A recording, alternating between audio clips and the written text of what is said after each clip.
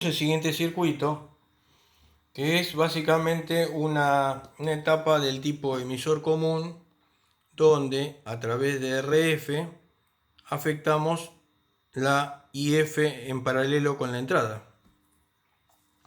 En este caso, de la misma manera que lo hicimos anteriormente, vamos a verificar cuando tengo un semiciclo positivo en la entrada, voy a tener un semiciclo negativo en la salida, porque desfasa, y acá se desarrolla la corriente IF. Es decir, que es una realimentación donde se muestrea tensión y se inyecta paralelo con IF. Para analizar la malla beta, vamos a mirar esta parte del circuito, que es donde lo reemplazamos por un circuito equivalente dinámico más sencillo. Y observando este circuito, notamos que la malla beta está conformada por este resistor, RF, ya que muestreo VO en la salida y se desarrolla una IF de realimentación. Como beta está definido como la relación de IF a B0 para B igual 0, sería esta la situación. Beta va a ser igual a menos 1 sobre RF. Como vemos aquí, la unidad de beta es 1 sobre ohm, con lo que la transferencia de nuestro amplificador será un amplificador de transresistencia. Analizando ahora cómo reflejamos tanto en la entrada como en la salida las impedancias, veamos lo siguiente. En el caso de la salida, cuando reflejamos en la salida el efecto de la RF, va a quedar de la misma manera RO beta igual a RF y 40K. Por lo que en el circuito nos va a quedar, reemplazando por el equivalente de Norton, ya que como estamos inyectando corriente en la entrada, tenemos que pasar a niveles de generador de corriente.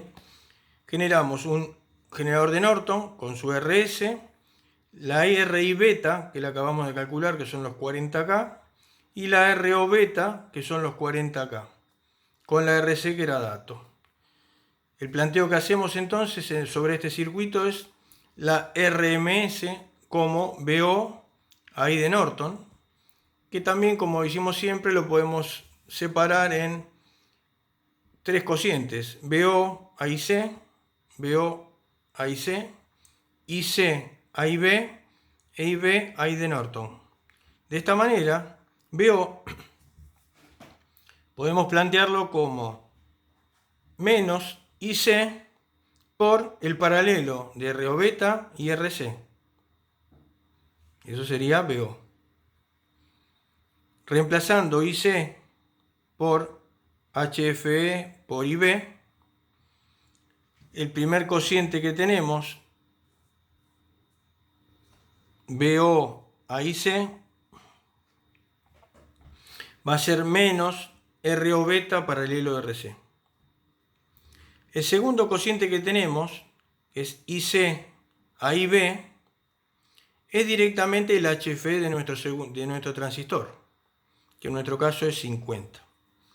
Y para el caso de IB a I de Norton, lo planteamos de la misma manera que en el caso anterior, como un divisor de corrientes. IB a I de Norton es RS paralelo RI beta, el paralelo sobre este paralelo más el HIE de este transistor. Con estos valores, como los tenemos acá, tenemos 3,64K, 50 y 0,88. Por lo que la RMS del sistema, de nuestro circuito de análisis, es menos 160K. Calculamos el D, 1 más beta RMS. Nuevamente, tenemos que tener la consistencia en cuanto a las unidades. Beta es 1 sobre ohm, RMS es ohms, ¿no? Y nos queda adimensional. D nos da 5, con lo que RMSF será RMS sobre D. RIS será RS paralelo RI beta paralelo HIE. Y ROS es la resistencia de salida de una etapa tipo emisor común, con lo que será RO paralelo RO beta paralelo ROC. Estamos hablando de 3,5K.